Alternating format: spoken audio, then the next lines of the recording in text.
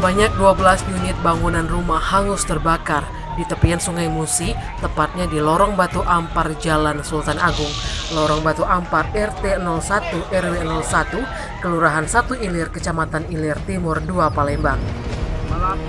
Titik api yang berada di dalam lorong yang sempit membuat akses masuk mobil pemadam kebakaran mengalami hambatan. Akibatnya api dengan cepat menghanguskan deretan rumah warga yang semuanya berbahan dasar kayu.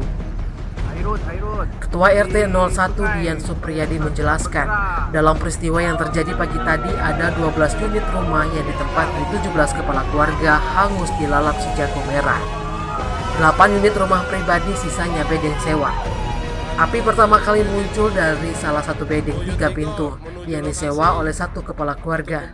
Meski demikian tidak ada korban jiwa maupun luka-luka.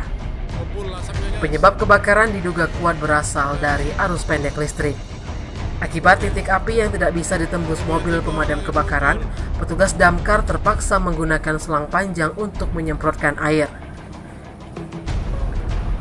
Proses pemadaman api juga dibantu oleh kapal yang sengaja menyiramkan air dari Sungai Musi, sehingga kobaran api baru bisa dipadamkan sekitar 1 jam kemudian.